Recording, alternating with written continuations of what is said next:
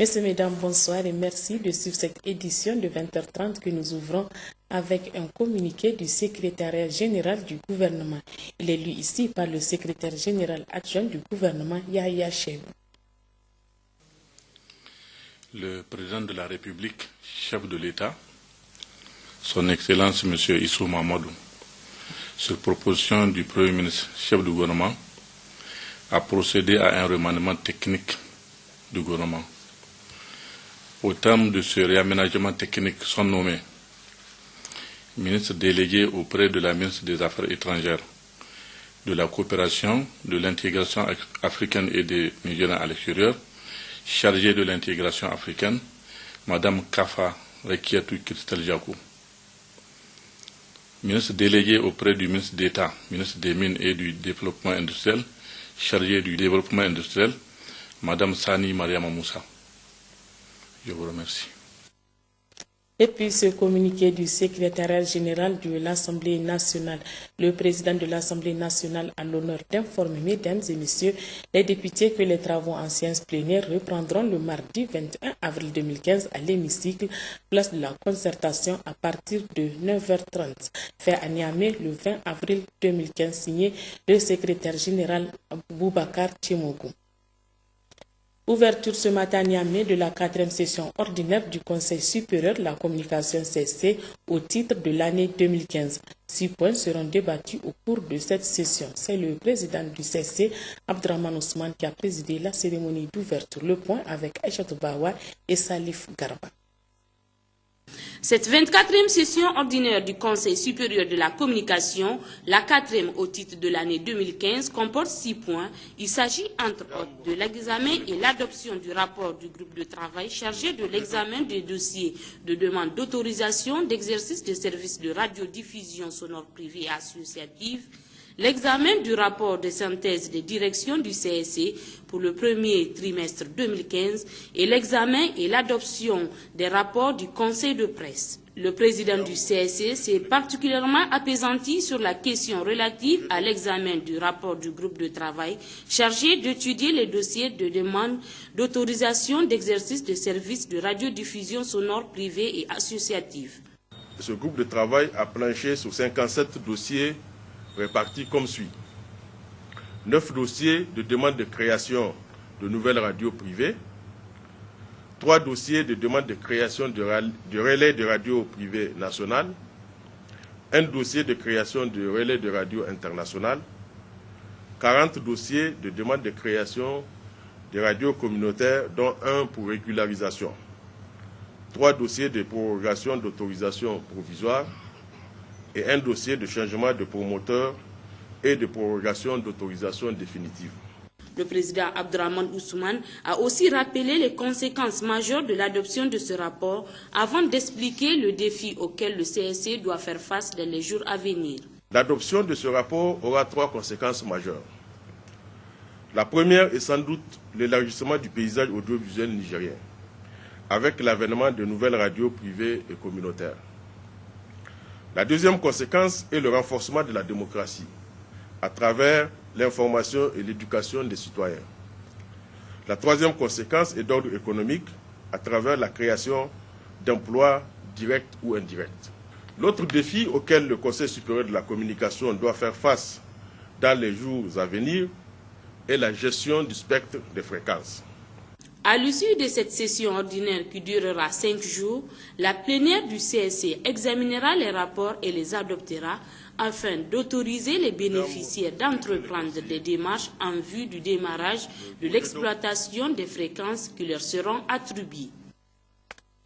Après un communiqué du ministère de la Défense nationale, le 19 avril 2015, une patrouille mixte composée d'éléments du 23e bataillon interarmes d'Akokan et de partenaires a intercepté un convoi de véhicules transportant une importante quantité de drogue exportée par des éléments armés dans le massif de l'Aïr. Le bilan de cette opération est le suivant. Côté ami RAS, côté ennemi, 10 personnes arrêtées, 3 Toyota Pick-up, 3 fusils mitrailleurs, 3 fusils AK-47, un RPG-7, 5 roquettes et 16 caisses de munitions de tout calibre récupérées, 112 sacs de 25 kg de cannabis, soit environ 2,8 tonnes de drogue saisies en cette circonstance. Le ministère de la Défense nationale félicite vivement les éléments du 23e bataillon interarmes d'Apokan pour cette brillante action qui a permis de mettre hors d'état de nuire ces criminels et de saisir cette importante quantité de drogue, d'armes et de munitions. Il encourage l'ensemble des forces de défense et de sécurité engagées dans ce combat noble pour venir à bout de ces groupes mafieux qui transitent notamment par le nord de notre pays pour acheminer leurs cargaisons.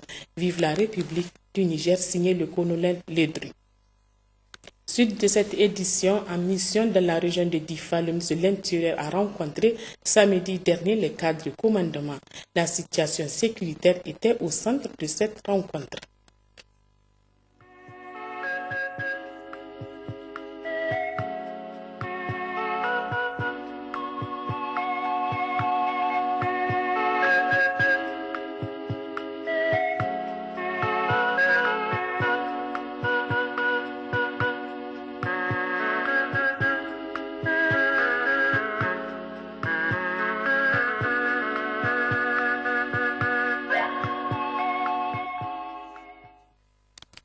Le ministre de l'Emploi, du Travail et de la Sécurité sociale a l'honneur de rappeler aux employeurs et employés des secteurs publics, parapublics et privés que conformément aux dispositions de la loi numéro 97-20 du 20 juin 1997 instituant les fêtes légales, la journée du vendredi 24 avril 2015 correspondant à la journée de la Concorde est déclarée chômée et payée sur toute l'étendue du territoire national. Le ministre des Postes, des Télécommunications et de l'économie numérique, Abdoumani, a présidé ce matin à Niamey un séminaire régional sur les radiocommunications pour l'Afrique. Une rencontre de 5 jours organisée conjointement par l'Union internationale des télécommunications, l'Union africaine des télécommunications et l'autorité de régulation des télécommunications et de la Poste du Niger. Le compte rendu avec Jocelyne Amoussou et Hadiza Hamidine. Les radiocommunications font partie de l'un des 3 secteurs de l'Union internationale des télécommunications qui permet de se connecter au monde à travers le spectre des fréquences. Cette rencontre purement technique où les experts de gestion des fréquences seront beaucoup plus édifiés sur l'utilisation du spectre de fréquences radio et des orbites de satellites est d'un atout capital, surtout au vu de certains défis auxquels les pays africains font face. En dépit des progrès technologiques réalisés dans l'optimisation des ressources en fréquence, force est de constater que de nouveaux enjeux technico-économiques sont apparus relativement à la réaffectation de l'excédent du spectre libéré ou récupéré et défient les capacités d'adaptation de tous les acteurs impliqués dans la gestion de ces ressources. Trouver des solutions communes au développement futur des radiocommunications, désormais axées sur la convergence et la coordination de tous les services de radiocommunication, c'est l'objectif visé par les États africains. Vous aurez à vous familiariser, entre autres, au concept de base relatif à la gestion et la régulation du spectre, tant au niveau mondial que régional, ainsi que les processus de gestion du fichier international des fréquences. Des outils de gestion des fréquences développés par l'UIT pour les notifications et les assignations aux services de terre et services spatiaux. Des procédures de notification de l'UIT pour chaque type de service. Comme toujours, le secrétariat général de l'Union africaine des télécommunications est prêt à apporter son assistance sous quelque forme que ce soit. Une approche a plusieurs avantages selon le représentant du directeur du Bureau des radiocommunications de l'Union internationale des télécommunications. Surtout que le spectre des fréquences est une ressource rare et stratégique dans un monde numérique en pleine mutation, renchérit le ministre des Postes, des Télécommunications et de l'économie numérique. C'est dire que l'examen de ce point présente un intérêt majeur pour nos États, en ce sens qu'il permettra de renforcer vos capacités dans la formulation et l'endossement des propositions communes africaines qui seront soumises à la CMR 15 par l'Union africaine des télécommunications. Aussi, le présent séminaire sera suivi de la tenue d'un forum axé sur une thématique de nouveaux concepts relatifs à l'utilisation et au contrôle de spectre, afin de se préparer à la future gestion du spectre dans la région. Vu l'ordre du jour, une trentaine de pays ont répondu présents à cette rencontre qui se tiendra pendant 5 jours. Une assise en prélude à la conférence mondiale des radiocommunications qui se tiendra du 2 au 27 novembre prochain à Genève. L'Organisation ouest-africaine de la santé a remis cet après-midi au ministère de la Santé publique un chèque de plus de 27 millions de dollars US, un appui de la CEDEAO et ses partenaires pour soutenir les efforts du gouvernement dans la lutte contre l'épidémie de la méningite et celle de la rougeole au Niger. La cérémonie a eu lieu en présence des acteurs et partenaires de la santé publique au Niger. À Paris à midi, Issoufou Souleymane. L'Organisation ouest-africaine de la santé publique répond à une exigence du moment, une situation de santé publique qui prend de plus en plus de l'ampleur au Niger. Il s'agit de l'épidémie de la méningite et celle de la rougeole. Solidarité régionale oblige. Cette approche régionale intervient à un moment où plusieurs centaines de cas sont recensés et des dizaines de morts déclarées dans notre pays. Je viens d'apprendre qu'à Niamey, il y a déjà 3 districts qui ont atteint le seuil épidémique sur les 5 et que les 2 autres sont en situation d'alerte. Donc ça veut dire que nous devrons nous mobiliser encore davantage en termes de prévention, mais également en termes de prise en charge des cas. Et je sais que beaucoup d'efforts sont en train d'être faits sous l'égide du ministère de la Santé. Comme vous le savez, au niveau de l'organisation ouest-africaine, nous considérons qu'un cas d'une maladie épidémique dans un de nos pays représente un problème de santé publique pour l'ensemble des 15 pays.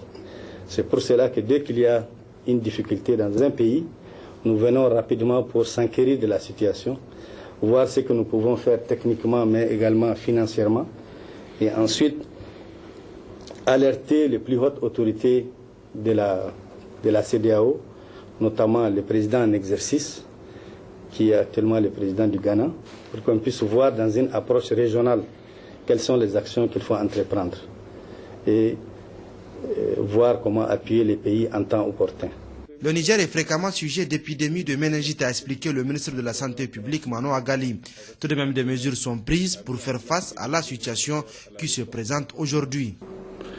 À cette date, nous enregistrons au Niger 905 cas suspects et dont malheureusement 85 décès. Pour faire face à cette situation, le ministère de la Santé publique a entrepris plusieurs actions, dont entre autres la commande du vaccin trivalent ACW, des médicaments de prise en charge auprès du groupe international de coordination pour l'approvisionnement en vaccins, ICG, et des médicaments de lutte contre la méningite. Le renforcement des capacités opérationnelles pour la prise en charge et la riposte vaccinale. L'ouverture du site de prise en charge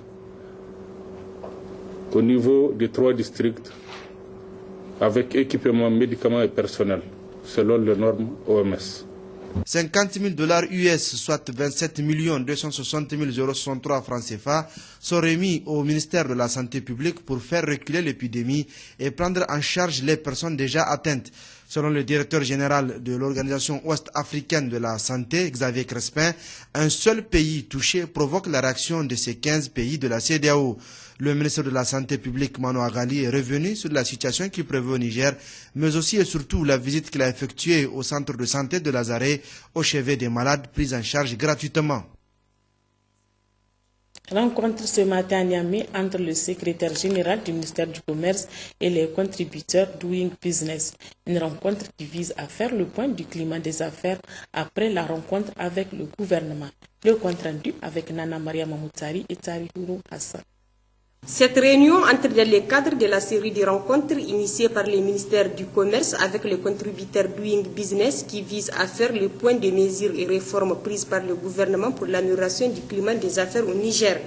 Aujourd'hui, 2 mois après, j'ai tenu à vous rencontrer encore pour vous faire part des efforts que le gouvernement est en train de fournir pour assainir davantage le climat des affaires.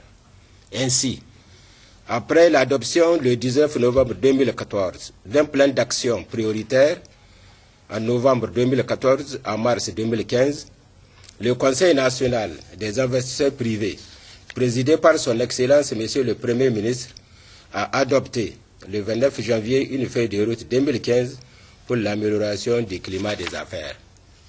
Ces deux documents sont en train d'être mis en œuvre de manière significative par les membres du dispositif institutionnel d'amélioration du climat des affaires à travers les différentes structures concernées.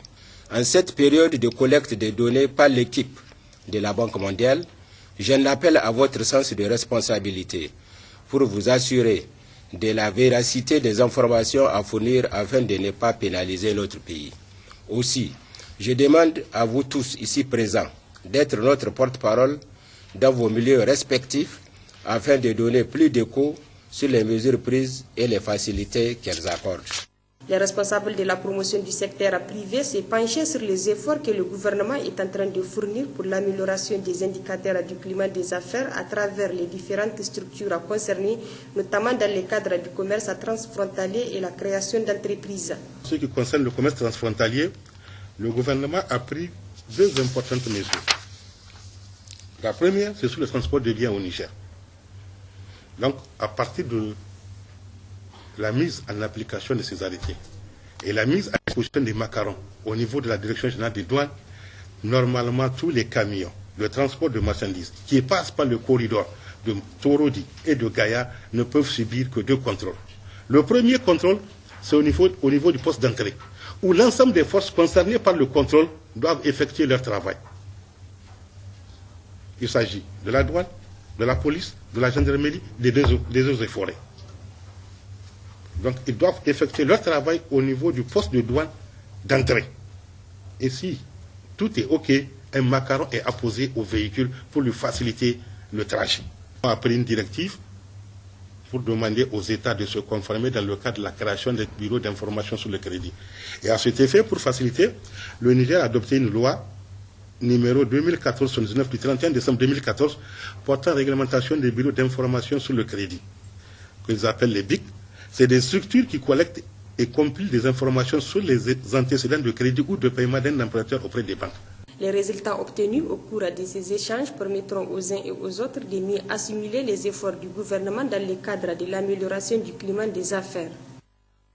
Le commissaire à l'organisation du Hajj et de la Omra a présenté cet après-midi les éléments constitutifs du projet de Hajj 2015.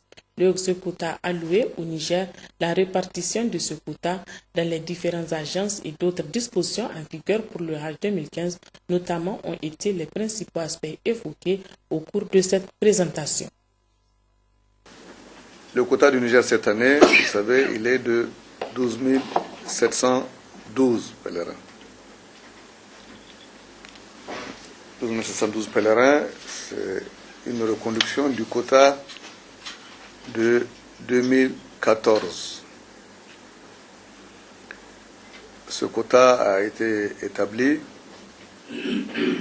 sur la base d'une population telle qu'elle était dans les statistiques saoudiennes jusqu'à une date récente.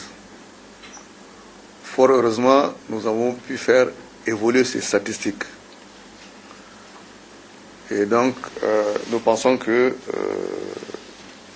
pour les années à venir, c'est un quota qui va évoluer et qui tiendra compte de la population réelle du Niger. Et nous avons 201 agences. Donc c'est tout à fait normal. Lorsque tu as le plat qui ne bouge pas et les mains qui augmentent, c'est normal que la part de chacun diminue. C'est tout, il faut le comprendre. Chacun le sait dans sa famille, c'est tout à fait, c'est vraiment un problème mécanique.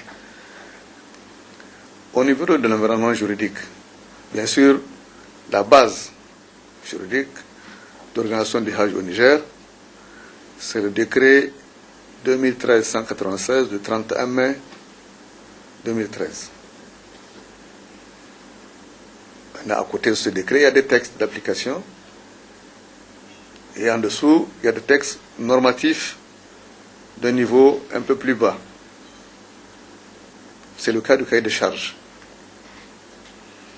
Le cahier de charges existait déjà depuis 1999. Il y avait déjà un cahier de charges qui était en vigueur.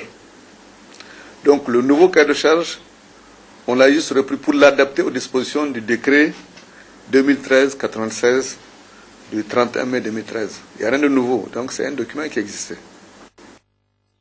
cahier de charge est vraiment conforme aux dispositions du décret qui lui sert de base et aussi aux dispositions qui régissent le Hajj en Arabie Saoudite, parce que c'est là-bas qu'on va aussi. Donc nous sommes soumis à ces doubles dispositions, les dispositions internes à nous, mais aussi les dispositions de l'Arabie Saoudite. À côté du cahier de charge, on a eu à prendre d'autres textes, notamment un texte qui fixe et qui crée une caution de 3% pour ceux qui organisent le Hajj. La caution est de 60 jours maximum. Donc si vous appliquez un taux d'intérêt sur un chiffre d'affaires 60 jours pendant 60 jours et vous répartissez ça sur le nombre de pèlerins, ça ne doit pas avoir une incidence énorme sur le prix du Hajj. À côté de ça, nous avons senti un besoin de mieux serrer les équipes pour mieux gérer sur le terrain. C'est pourquoi nous avons fixé un seuil de convoyage.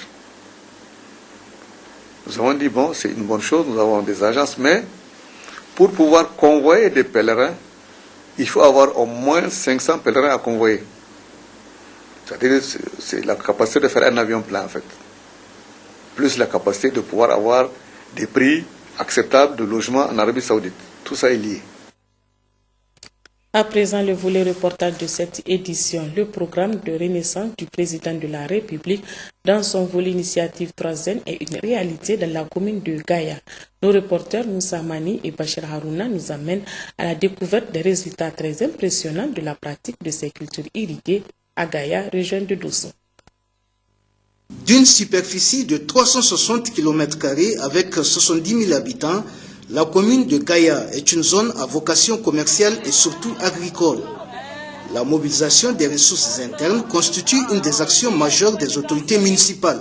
Les nombreuses sensibilisations de ces autorités ont permis à la population de comprendre la nécessité de s'acquitter de ces taxes et impôts.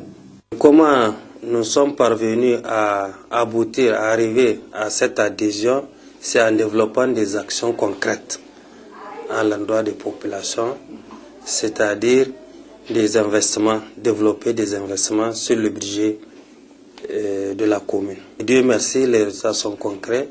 Aujourd'hui, nous sommes au 4e mois de l'année 2015.